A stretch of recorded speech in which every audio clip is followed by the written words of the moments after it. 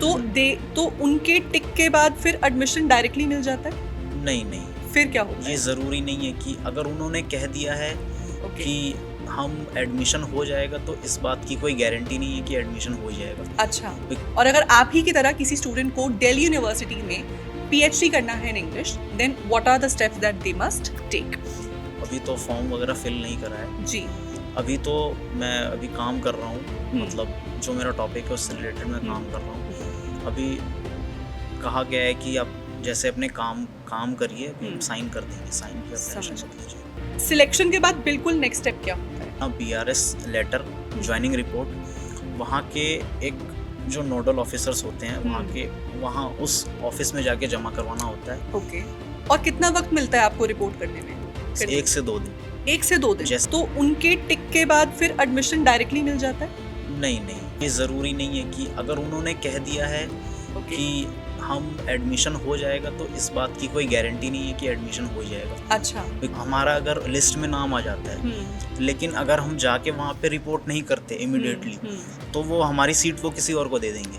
India और world की one of the best universities में एक दिल्ली यूनिवर्सिटी पीएचडी स्कॉलर्स के लिए one of the most sought after institutions हैं। दिल्ली यूनिवर्सिटी में पीएचडी एडमिशन लेना is no joke. Of course वहाँ तक पहुँचने के लिए आपको एक जेआरएफ चाहिए, बट फिर जेआरएफ के बाद की जर्नी कैसी रहेगी, ये तो हमें कोई भी नहीं बताता। अनफॉर्चुनेटली मैं भी इस प्रोसेस से नहीं गुजरी हूँ, तो मेरे पास भी इसकी इंसाइट्स नहीं हैं।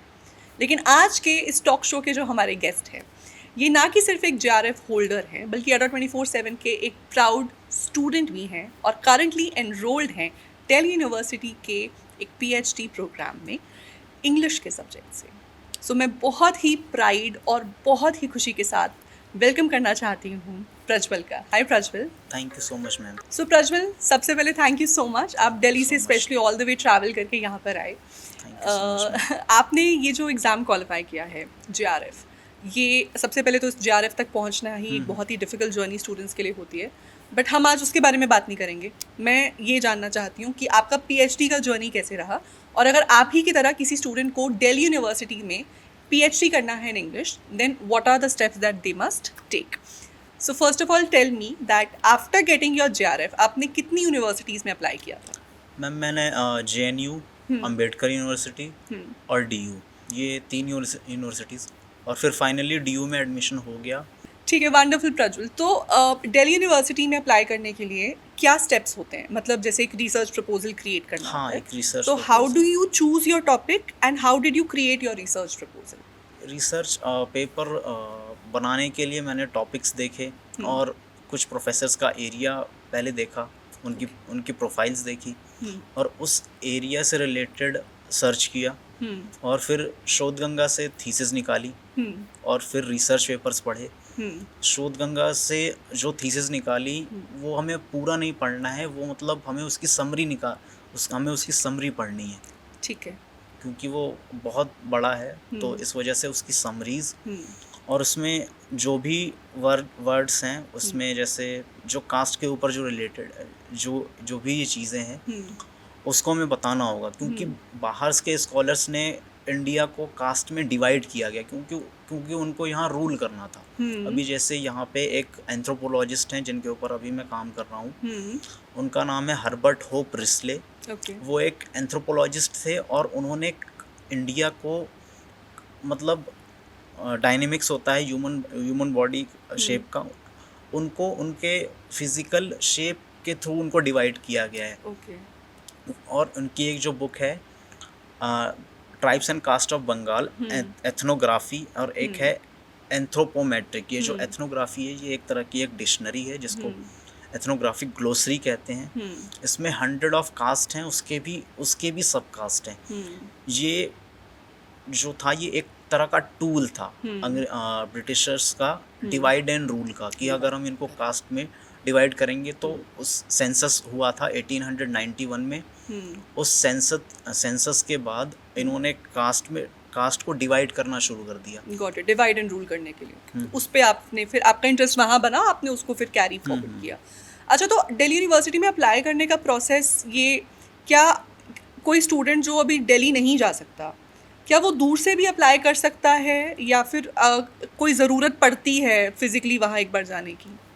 हाँ वो अप्लाई कर सकते हैं आप एक बार अपना टॉपिक उस आप जितने भी प्रोफेसर्स हैं या फिर डिपार्टमेंट के प्रोफेसर्स हैं आप उनकी प्रोफाइल्स विजिट करिए या फिर कॉलेज के प्रोफेसर्स हैं आप उनका एरिया उनको देखना होगा, उस एरिया से रिलेटेड आपको एक फॉलो अप मेल करना होगा कि sir this is my tentative topic. ठीक है। अगर वो कहते हैं कि आई हैव टाइम, मैं आपका प्रपोजल रिव्यू कर दूंगा, तो फिर अब वो जिस तरीके से बताएंगे, अगर उनके पास टाइम होता है तो बताएंगे, नहीं तो फिर हमें खुद से ही प्रपोजल बनाना होगा। और फिर प्रपोजल उनको भेज के उनसे रिव्यू करवाना है। हाँ हाँ। अगर उन्होंने एक्सेप्ट कर लिया तो उनके टिक के बाद फिर एडमिशन डायरेक्टली मिल जाता है?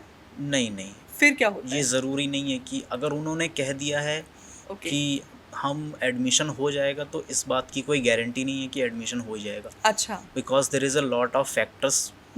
अब जैसे मैं इग्नू से पढ़ा हुआ हूँ, तो as I am outsider in the Delhi University, तो ये है कि अब जैसे मैंने ओपन से पढ़ाई की है तो मुझे उतना एक्सपोजर नहीं मिला है। तो इस तरीके से अगर किसी प्रोफेसर ने कह दिया कि मैं आपका प्रपोजल रिव्यू कर लूँगा, तो ऐसा नहीं है कि वो एडमिशन मिल ही जाएगा। प्रज्वल, एक और बहुत इंटरेस्टिंग पॉइंट आपने यहाँ से रेज किया जो बहुत स्टूडेंट्स का डाउट भी रहता है कि क्या इग्नू से पढ़ने में मैम कोई नुकसान होता है हमें जब हम पीएचडी में जाते हैं या जॉब के लिए जाते हैं? तो आपको एक आउटसाइडर की तरह तो मतलब फील होता ही है, पर आपको कोई एकेडमिक चैलेंज भी आया? हाँ, एकेडमिक चैलेंज ऐसा नहीं आया कि आप इग्नू से पढ़े हुए, लेकिन फिर भी थोड़ा ये है कि एक्सपोजर उतना नहीं मिला है और थोड़ा सा इंग्लिश वगैरह कैसे बोलना है ये भी, और बात कैसे की जाती है प्रोफेसर से प्रोफेशनली ये भी नहीं आता। तो थोड़ा बहुत मिले तो उनसे पता लगा कि हाँ इस तरीके से। करेक्ट। तो मतलब एकेडमिक कोई चैलेंज नहीं है, कोई लैग नहीं है, थोड़ा सा बस वो कॉन्फिडेंस और एक्सपोजर का मैटर है। ठीक है, तो ठीक है, इवेंचुअली आपका प्रपोजल डेफिनेटली एक्सेप्ट हो गया और आपको बताया गया that you have been selected. Selection के बाद बिल्कुल नेक्स्ट स्टेप क्या होता है? सिलेक्शन के नेक्स्ट स्टेप के बाद आपको अपना एक जो ज्वाइनिंग आपका एक फॉर्म होता है बोर्ड ऑफ रिसर्च स्टडीज़ का, वो आपको फिल करना है और फिर आपको डिपार्टमेंट में सबमिट करना है अपना प्रपोजल, अपना बोर्ड ऑफ रिसर्च स्टडीज़। फिर उसके बाद पेमेंट का लिंक जनरेट होगा। पेमेंट का लिंक जनरेट होने के बाद आपको BRS लेटर लेना है आपका, जिसमें आपका टॉपिक रहता है, आपके सुपरवाइजर्स और आपके एडवाइजर्स होते हैं, 2 एडवाइज़र। ओके। आप उनके अंडर में काम करेंगे और उसके बाद आपको अपना BRS लेटर, ज्वाइनिंग रिपोर्ट, वहाँ के एक जो नोडल ऑफिसर्स होते हैं वहाँ उस ऑफिस में जाके जमा करवाना होता है। ओके। देन फिर आगे का प्रोसेस, क्योंकि यहाँ पर ये होता है कि अगर हमारा अगर लिस्ट में नाम आ जाता है, लेकिन अगर हम जाके वहाँ पे रिपोर्ट नहीं करते इमिडिएटली, तो वो हमारी सीट वो किसी और को दे देंगे। और कितना वक्त मिलता है आपको रिपोर्ट करने में? 1 से 2 दिन। 1 से 2 दिन? जैसे आज रिजल्ट आया, तो अब जैसे आज रिजल्ट आया तो 1 से 2 दिन में हमें वहाँ जाके रिपोर्ट करना होगा। रिजल्ट आने के बाद हमें मेल पे लिख दिया जाता है कि यू हैव बीन सेलेक्टेड और आपको 1 से 2 दिन में रिपोर्ट करना होगा। और अगर हम नहीं गए रिपोर्ट करने, 3 से 4 दिन बाद पहले मेल आएगा। मेल आने के बाद उस मेल में हमें अपना जो बोर्ड ऑफ रिसर्च स्टडीज़ जो फॉर्म होता है वो फॉर्म फिल करना है। अपनी जितनी भी एकेडमिक डिटेल है, 10th 12th मास्टर्स और फिर मास्टर्स, ये सब फॉर्म भर के इसको सेल्फ अटेस्ट करके हमें उसको मेल करना होता है। मेल करने के बाद हमें विज़िट करना होगा डिपार्टमेंट, वो सारे फॉर्म्स को हमें भरना होगा। उसकी 2 फोटोकॉपीज़ प्रपोजल की और 2 फोटोकॉपीज़ इन सब चीज़ों की हमें देनी पड़ती हैं वहाँ पे। और उसके बाद फिर वो अपने तरफ से वेरीफाई करते हैं कि इस बच्चे का सारा डॉक्यूमेंटेशन, जितनी भी चीज़ें हैं, कोई मिस्टेक तो नहीं है नाम में, मदर्स नेम, फादर्स नेम, कोई भी डेट ऑफ बर्थ में अगर गलती तो नहीं, अगर ऐसा होगा तो फिर वो आगे जाके मतलब पेमेंट का लिंक भी अगर जनरेट हो जाता है, पेमेंट का लिंक जनरेट होने के बाद भी अगर आपने अपना BRS लेटर साइन नहीं करवाया सुपरवाइज़र एडवाइज़र से, जैसे इन माय केस, तो मेरे BRS लेटर पे लिखा हुआ था कि आपको 10 जुलाई के अंदर आपका BRS लेटर, उसकी फ़ोटोकॉपी, उसका ज्वाइनिंग रिपोर्ट में ये रहता है कि सुपरवाइज़र्स और एडवाइज़र्स के साइन होते हैं, हमें उनसे साइन करवाना रहता है। फिर जो फी रिसिप्ट अटैच करना होता है, फिर उसको सबमिट करवाना पड़ता है। ओके। नहीं तो ये फिर भी, अब जैसे ये नहीं है कि एडमिशन हमारा लिस्ट में नाम आ गया तो ये हमारा एडमिशन सक्सेसफुल, हम आगे का अगर स्टेप्स अगर हम फॉलो नहीं करेंगे तो वो वहीं पे रोक देंगे उसको और किसी और को वो सीट दे हाँ, देंगे। वो सीट किसी और को दे देंगे क्योंकि Correct. वेटिंग लिस्ट में नाम रहता है उसमें। ठीक है। तो चलिए मान लीजिए आपने अपनी फ़ीस सबमिट कर दी और आपके डॉक्यूमेंट्स भी सबमिट हो गए और आपके पास कंफर्मेशन आ गई, तो इस दिन से कोर्स वर्क स्टार्ट होने के बीच में कितना गैप होता है? अब कोर्स वर्क स्टार्ट होने में तो अभी 2 से 3 से 4 महीने। 3 से 4 महीना। हाँ 3 ओके। हाँ 3 महीने। आपकी जेआरएफ की स्टाइपेंड कब से आने लगती है? अभी तो अभी स्टाइफन नहीं आ रही जस्ट बिकॉज अभी तो फॉर्म वगैरह फिल नहीं करा है। जी। अभी तो मैं अभी काम कर रहा हूँ, हम्म। मतलब जो मेरा टॉपिक है उससे रिलेटेड मैं काम कर रहा हूँ। हम्म। अभी कहा गया है कि आप जैसे अपने काम करिए, अभी हम साइन कर देंगे, साइन की आप टेंशन समझ मत गई। लीजिए। मान लीजिए अगर किसी ये जो जेआरएफ के लिए जो आप कह रहे हैं एक फॉर्म फिल करके सबमिट करना है, ये यूजीसी को जाता है? ये किस चीज़ का डॉक्यूमेंट है?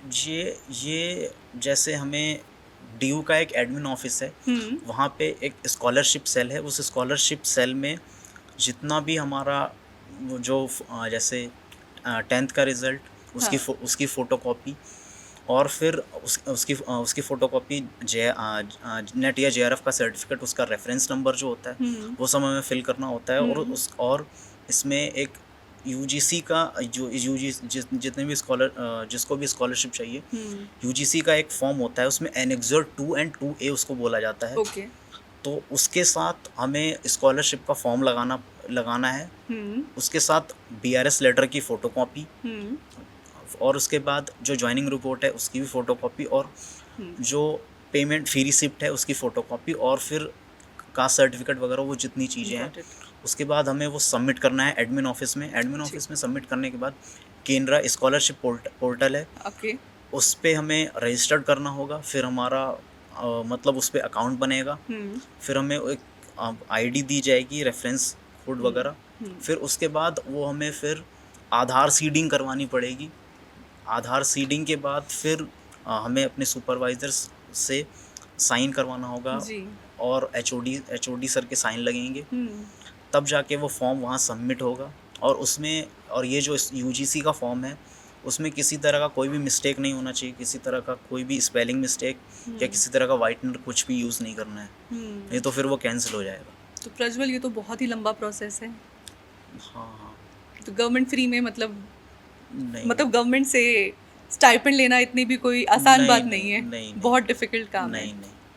आप मुझे प्लीज़ अगर आप बता सकते हैं, रिवील कर सकते हैं कि करंट डेट में एज ऑफ 2026 अगर एक ह्यूमैनिटीज़ का स्टूडेंट दिल्ली यूनिवर्सिटी में जेआरएफ कर रहा है तो उसे पर मंथ का कितना स्टाइपेंड ऑफर किया जा रहा है? पर मंथ का स्टाइफंड 37,000 तो फिक्स है। उसके बाद जो कंटिट्यूंसी होती है, कंटिट्यूंसी इन द सेंस कि वो ऑफकोर्स 2500 आपका जो भी आपकी कॉपी किताब आपने कितना ख़रीदा है, पेन वगैरह जो भी चीज़ें आपने ली हैं वो आपको अमाउंट मिलेगा 2500 रुपये। बाकी अगर एचआरए वगैरह है तो वो जितना रहेगा, मतलब स्टाइफन का 10% तक ही होता है या 20%, उसका वो अमाउंट मिलेगा। और फिर अगर कोई यहाँ अगर हॉस्टल में रहता है तो शायद से उसको एचआरए नहीं दिया जाता है, मतलब जो यहाँ रेंटेड रहते हैं उनको ही एचआरए प्रोवाइड किया जाता है। ठीक है, ऑल राइट।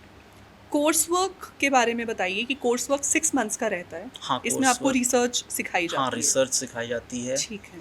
और ये मना किया जाता है कि आपको कोई भी कंटेंट, अब जैसे रिसर्च पेपर हम लिखते हैं तो हमें मना किया जाता है कि आप चैट जीपीटी से मत लिखो या फिर किसी भी एआई वगैरह से उसको नहीं लिखना होता है।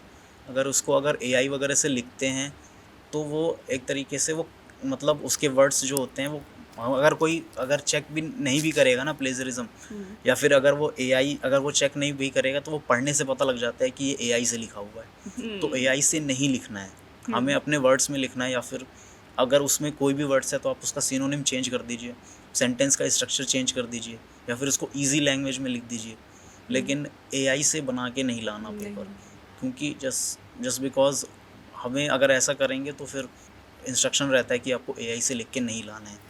तो प्रज्वल, कोर्स वर्क का क्या पर्पस है? ये पीएचडी से पहले क्यों करवाया जाता है? ये एक तरीके से कि हमें पता चले कि रिसर्च कैसे करनी होती है, हमें कौन सी बुक के रेफरेंसेस लेने हैं, हमें प्लेजरिज्म सिखाया जाता है कि अगर आप कोई भी टेक्स्ट ले रहे हो किसी भी रिसर्च पेपर से, अगर आपने टेक्स्ट आपने पढ़ा है तो उसका आप टेक्स्ट डायरेक्ट कॉपी करके पेस्ट नहीं कर सकते हो। अगर आपने टेक्स्ट लिया है तो आप उसको अपने वर्ड्स में चेंज करिए। ठीक है। आप किसी का भी रिसर्च पेपर अगर हम लेते हैं, पढ़ते हैं, तो हमें उसको एज इट इज़ नहीं लिख देना है, प्लेजराइज नहीं करना हाँ, है हमें। वो प्लेजरिज्म हो आप जाएगा। पैराफ्रेज कर सकते हाँ, हम हैं उसको पैराफ्रेज करेंगे, करेंट। तो हम तब जाके अब इसमें जैसे हमें दिखाया जाता है कि प्लेजरिज्म कितने % होना चाहिए। वैसे तो 10% होता है, लेकिन हम उसको रिड्यूस करके 4 से 5% में। और ये जितने भी अब कभी भी अगर हम रिसर्च पेपर अगर लिखते हैं तो उसका प्लेजरिज्म हम गूगल के किसी वेबसाइट पे ना डालें। ओके। अब जैसे हम ऑथेंटिक जैसे क्विल्ट बोट हो गया, या फिर एक तरीके से या फिर टर्निटिन करके एक वेबसाइट होती है, वहाँ से चेक करें, वो ऑथेंटिक होता है। बाकी किसी भी थर्ड पार्टी वेबसाइट पे जिस पे एड्स वगैरह आती हैं उस पे प्लेजरिज्म चेक नहीं करना है। ओके, ठीक। सो प्रज्वल, बहुत ही आपका ये प्रोसेस है कि मुझे ऐसा लग रहा है कि शायद मैं तो आपकी जगह होती मैं इतना नहीं कर पाती जितना आपने कर लिया है। So many congratulations on that. Thank you so much. And thank you so much, आपने टाइम निकाला हमारे सभी व्यूअर्स के लिए, बिकॉज एक बहुत अच्छी इंसाइट आपने सबको प्रोवाइड की। कुछ प्लीज़ मोटिवेशनल सब स्टूडेंट्स को बता के जाइए जिनका सपना ही है दिल्ली यूनिवर्सिटी से PhD करना, आप उनको क्या कहना चाहोगे? मैं यही कहना चाहूँगा कि आप पहले अपना नेट या JRF उसको क्रैक करिए, देन फिर आप ट्राई करिए। अगर आप दिल्ली से बाहर के हैं तो आप किसी भी प्रोफेसर से मिलने की कोशिश करिए, उनसे गाइडेंस मांगिए, क्योंकि PhD में एडमिशन लेना, अगर हम ये सोचेंगे कि हम अपनी मर्ज़ी से प्रपोज़ल बना के ले जाएंगे तो हमारा प्रपोज़ल एक्सेप्ट हो जाएगा, इस बात की कोई श्योरिटी नहीं है। जस्ट बिकॉज प्रोफेसर्स ये कह देंगे कि ये टॉपिक बहुत आउटडेटेड है, या फिर आपके जो टॉपिक का जो टाइटल है अगर वो फिक्स नहीं है, तो क्योंकि अब जैसे मेरा टॉपिक कॉलोनियल इंडिया, तो कॉलोनियल इंडिया तो बहुत बड़ा हो गया, इसलिए मैंने 3 राइटर्स पिक किए हैं, राजा राव, मुल्कराज आनंद, R.K. नारायण। ये लोग कास्ट के, मतलब ये लोग कॉलोनियल इंडिया में लिख रहे थे। जो मुल्कराज आनंद तो उन्होंने कास्ट पे लिखा, अनटचेबल, और कूली, मतलब कूली तो कास्ट के ऊपर नहीं है, लेकिन वो एक तरीके से क्लास डिफरेंस दिखाता है। और राजा राव का जो वर्क है कांतापुरा, वो इंडियन माइथोलॉजी के ऊपर है। और R.K. नारायण का जो वर्क है वो भी मालगुडी डेज, उसमें ये दिखाया गया है कि इसमें कास्ट वैसे तो रिवील नहीं है, क्लास रिवील है थोड़ा सा, और थोड़ा सा कास्ट डिफरेंस है। और जस्ट बिकॉज प्रोफेसर्स आपसे ये भी पूछ सकते हैं कि आप ये वर्क क्यों ले रहे हो। अब जैसे अगर हम इंटरव्यू के दौरान अगर ये चीज़ें बोल रहे हैं कि हमें किस तरीके से हम किस तरीके से रिसर्च करेंगे, हमें प्राइमरी जो भी, अब जैसे प्राइमरी वर्क्स जितने भी हैं उनको सेकेंडरी वर्क से कनेक्ट करके बताना होगा। अब जैसे नॉवल है अनटचेबल, तो उसका रेफरेंस किसी और बुक में देना होगा, और हमें कोटेशंस यूज़ करनी होंगी, और अगर हमने वहाँ के किसी प्रोफेसर का उससे रिलेटेड कोई वर्क पढ़ा हुआ है तो हमें उनको कोट करना होगा कि I have read in this book, this professor, in sir ने ऐसा लिखा हुआ है। तो फिर ये है कि अगर ठीक है, अगर हमने बता दिया कि हम आपकी बुक का ले रहे हैं, तो अब दूसरे पैनल में जो प्रोफेसर्स होंगे वो आपसे ही पूछ सकते हैं कि अच्छा ये बताइए कि ये जो सर का वर्क है ये आपके रिसर्च में कैसे हेल्प करेगा। क्योंकि जैसे मैंने सर के कोटेशन को कोट किया था, तो दूसरे सर ने ये पूछ दिया कि आप इस सर की बुक कैसे हेल्प करेगी रिसर्च में। तो मैंने किसी दूसरे बुक का रेफरेंस लिया था, untouchable to Dalits, work by Eleanor Zelliot. ये अमेरिका में आई थिंक कोई मुल्कराज आनंद ने भी इनके साथ कोलैबोरेशन में हाँ इसमें लिखा हुआ है। तो मैंने इस तरीके से बोला, क्योंकि हमें हम जिस तरीके से भी बोल रहे हैं उसमें एक कनेक्शन होना चाहिए कि हम प्राइमरी वर्क जो भी बोल रहे हैं सेकेंडरी वर्क से वो रिलेटेड कैसे, प्राइमरी को सेकेंडरी से रिलेट करके उसके पीछे का लॉजिकल एक आर्ग्यूमेंट प्रेजेंट आप कर पाओ इंटरव्यू पैनल्स के आगे। तो इसका मतलब आपको अपने रिसर्च प्रपोजल को बनाते हुए बहुत अच्छे से लिटरेचर रिव्यू करने की ज़रूरत है, और वेल वर्स्ड होने की ज़रूरत है, और बोलने की भी प्रैक्टिस करनी पड़ेगी। बोलने की भी प्रैक्टिस, क्योंकि जो इंट्रोडक्शन है, इंट्रोडक्शन में हमें हम पहले ये बताएंगे कि मेरा वर्क इस टॉपिक से रिलेटेड है, इसमें मैं क्या करने जा रहा हूँ, किस तरीके से लिटरेचर रिव्यू के बाद रिसर्च गैप है।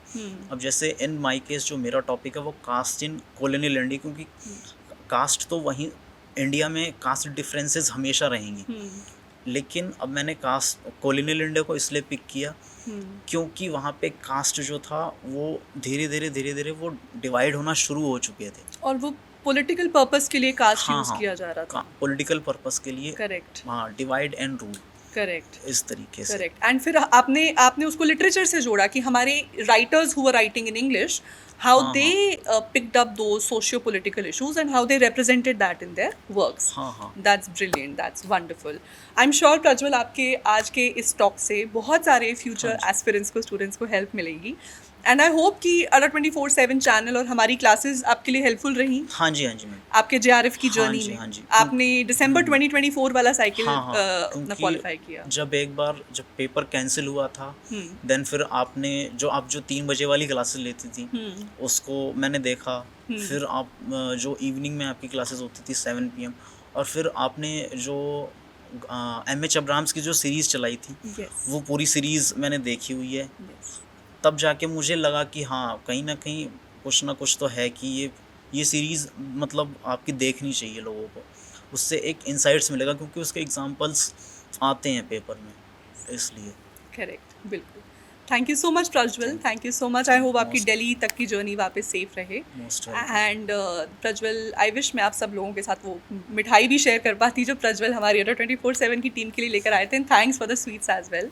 एंड आई होप बहुत ही जल्दी आपसे फिर से मिलना होगा। स्टे इन टच, एंड ज़रूर कभी फ्यूचर में जब स्टूडेंट्स के डाउट्स और हमारे पास आएंगे, एक बार फिर से हम आपको इन्वाइट करना चाहेंगे। Thank you so much ma'am. Thank you Prajwal. So students, ये थे प्रज्वल हमारे साथ, जो करंटली इंग्लिश में PhD में एनरोल्ड हैं with Delhi university, and with next month से इनका कोर्स वर्क भी स्टार्ट होने वाला है।